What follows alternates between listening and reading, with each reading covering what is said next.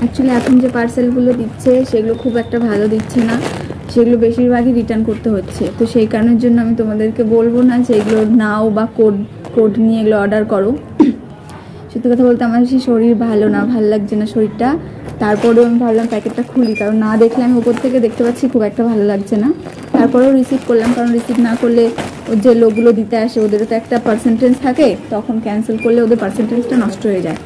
তো সে ডেলিভারি বয়দের যে পার্সেন্টেজটা থাকে সেটা নেওয়ার জন্য অর্ডারটা করা। ঠিক আছে, দেখি আর একটু খুলেও রিভিউটা দিই, ভালোও হতে পারে আবার, কারণ বেশিরভাগই এখন না একটু আলাদা টাইপের হচ্ছে। আমার মনে হচ্ছে না এটা খুব একটা ভালো। খুলে দেখি।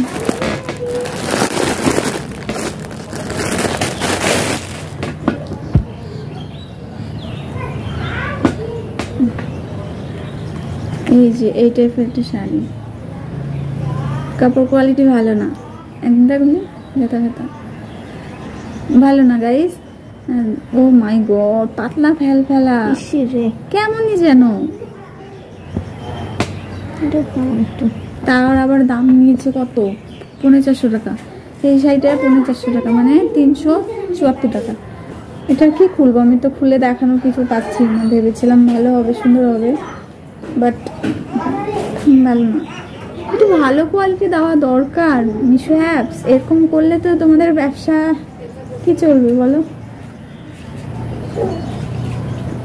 একদমই বেকার, একদমই বেকার গাইস। এটাকে আমি আর খুলছি না, এটা খুলে কোনো লাভ নেই, কারণ এটাকে আমি রিটার্নই করে দেবো। এটাকে জাস্ট এখন রিটার্ন করবো, তাই আমি আর খুললাম না। যখন আমরা শাড়ি থেকে অর্ডার করি তখন রিভিউগুলো, স্টারগুলো কেন এত ভালো থাকে? কে দেয় স্টারগুলো?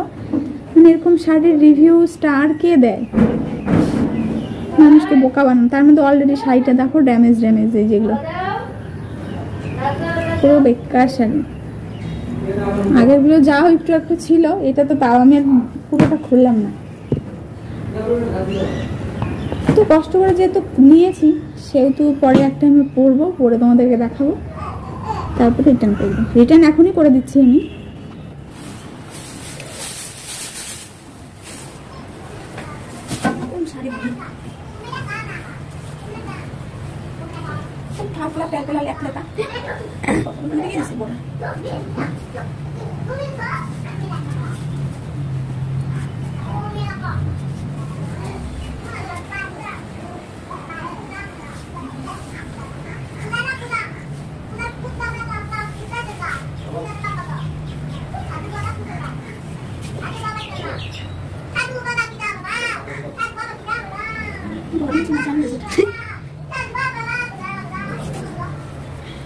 कुछ ब्लॉग है ना शादी बनाते